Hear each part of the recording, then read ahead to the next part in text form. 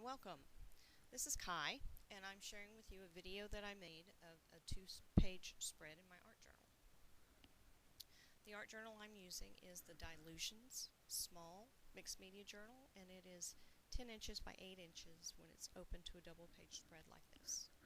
I'm starting with some Mod Podge, adhering down some designer specialty paper from Stampin' Up. This is the typeset paper, and it's listed as ultra light, but it is not a tissue paperweight. Now I'm just smoothing out some bubbles and making sure that the crease in the book will still close when I'm done. And then I'm going over with a little bit of gesso using my super fancy tool. Yeah, that's a baby wipe and an old credit card. I'm not very patient, so everything has to get dried quickly with a heat gun. Now I've taken a little bit of crushed curry and put it with some water into a spritzer. And then I'm going to go back in and add some more gesso just because it helps build up layers. And I don't want this to be flat and uniform. Next I'm using Pretty in Pink, which is a retired color. But there are other pinks that are available that you could certainly substitute in this case. Again, spritzing it on with some water, and now I'm wanting it to be darker in places, so I'm just going straight from the re-inker bottle and blowing around with the heat tool, because that's just a lot of fun. This is the Flowering Flourishes stamp, and I'm applying it just randomly, and I'm not too concerned if I get a perfect image or not. It's contributing to the background right now. I've stamped this in Island Indigo.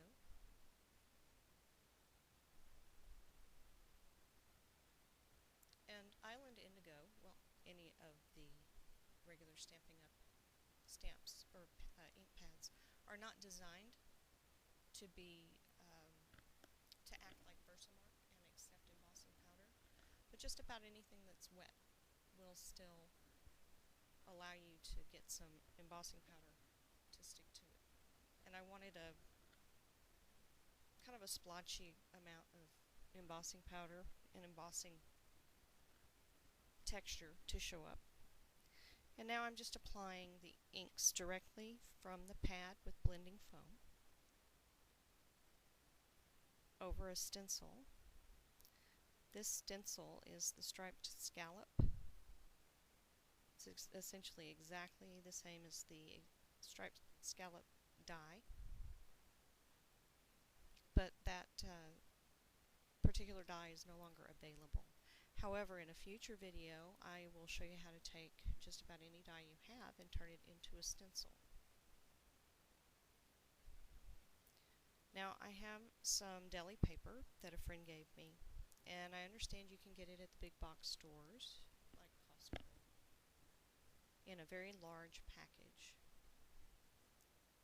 So I just cut these circles out and adhered them with my liquid glue. And now I'm going over with a little bit of Copic marker just because I felt like it. I'm a rebel that way.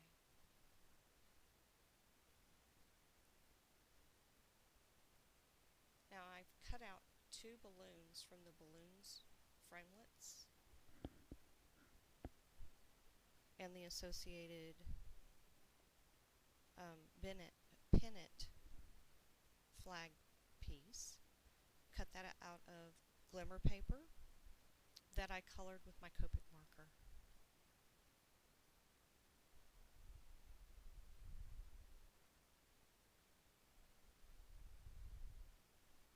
I'm adding a little bit of baker's twine for the strings for the balloons. And now I'm coloring those balloons directly with ink in Island Indigo and Hello Honey.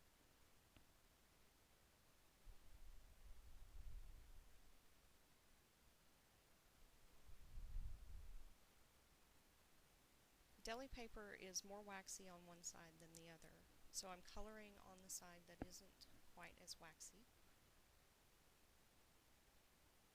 And I'm going over it with a little bit of clear embossing powder just because I want to make sure that some of that color doesn't rub off.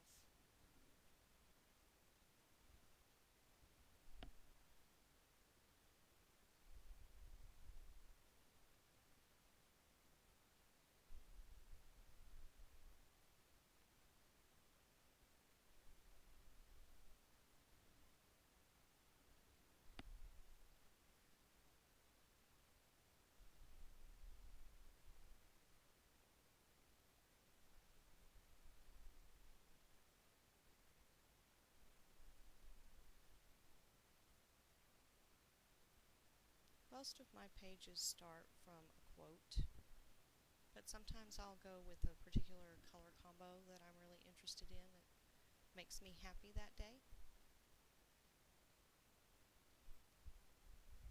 And something you didn't see in between sections of this video, my camera turned itself off and I didn't know it, and I had applied 2 areas of modeling paste that was colored with ink from my ink pads. That bright purple area that you see on the left, and then on the lower right there's a section that's kind of a pink color and it looks like tree branches.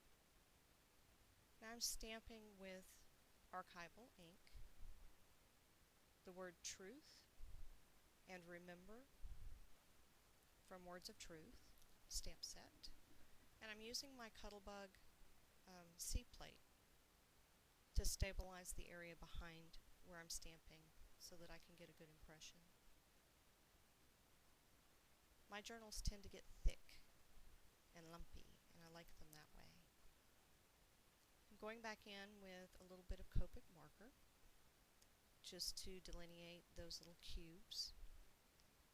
That stencil for that one was a Tim Holtz stencil from Stampers Anonymous.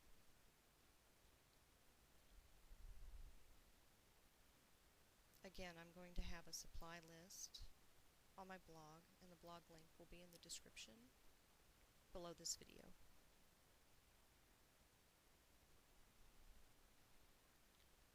I had some leftover pieces from another project, and so I die cut it with the striped scallop die. And I'm using a fine line bottle. These can be found on Amazon and other places too, I'm sure.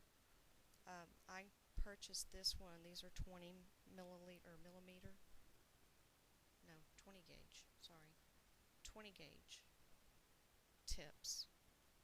And this is tacky glue that I'm using. And one of the things I discovered was a 20 gauge opening does not allow tacky glue to flow through it very easily at full strength, so I did have to water it down a little bit. If you decide to buy a fine line bottle, I would encourage you to choose the 18 instead of the 20 like I did. It will have a yellow cap instead of the blue.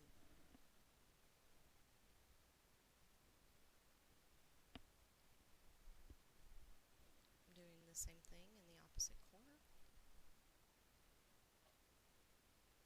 I think they make a really good contrast between the areas that I stenciled through and the areas of these that I had die cut.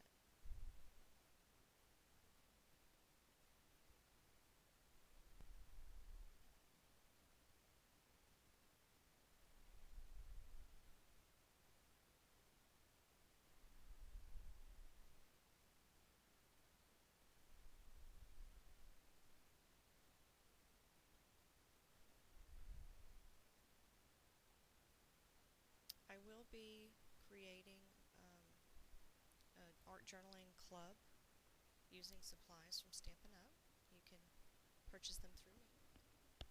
I'll give you a list of supplies, and if you join the club, you will have free access to videos and some other information.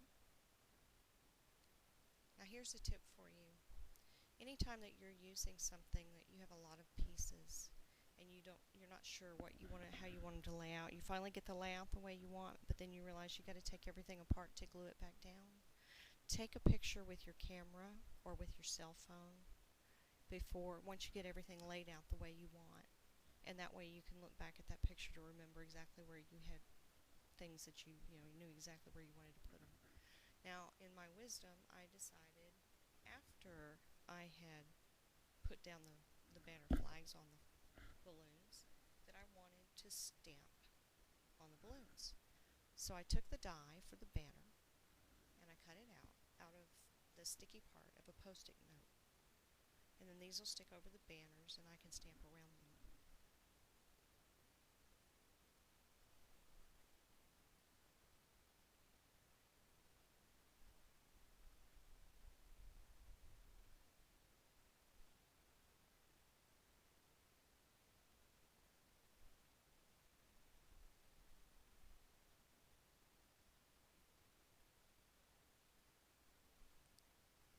In addition to art journaling club opportunities, you may also be interested in online card classes. So just be on the lookout.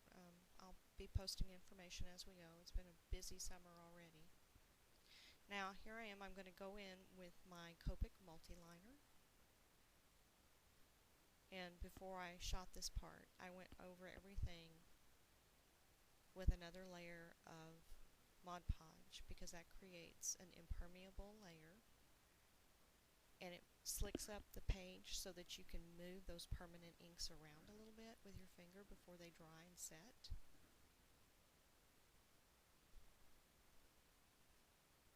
And it protects everything that you've already done to this point. So I'm drawing lines under every little branch from that whipped spackle that I pressed through a stencil in a tree, through a tree stencil. I like to underline everything to give it a shadow because that just helps it to stand out a little bit more.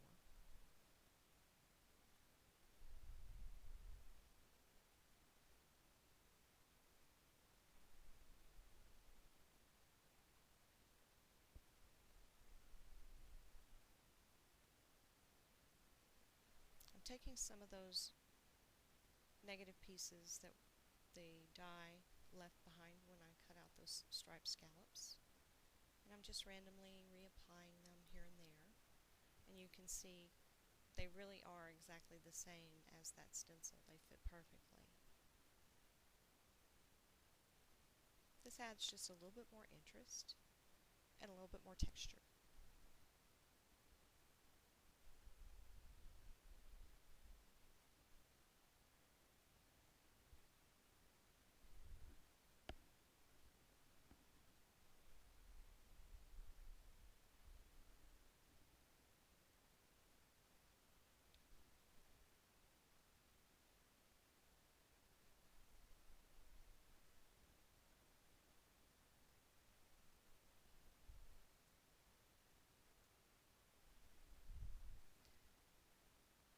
I cut the letters out of two different dies. One is an old Quick Cuts die.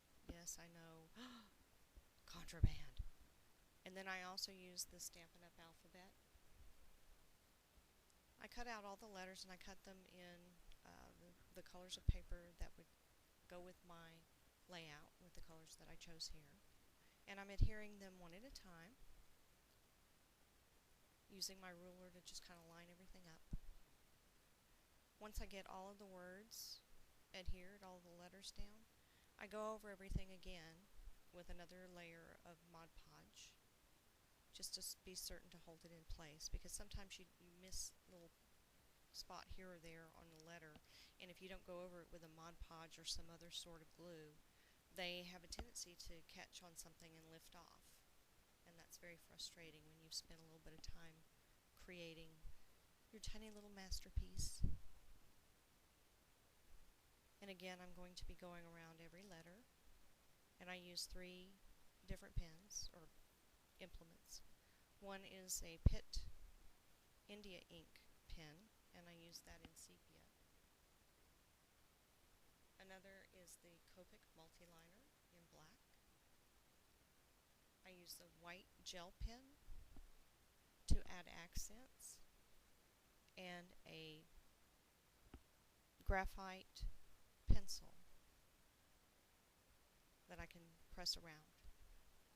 And so here we are, the final product, and I hope that you enjoyed this. Oh, and that's a mama elephant, the bunny and the umbrella. Contraband again, shame on me. But there will be more information on my blog, so click the link, and thank you so much for spending time with me today.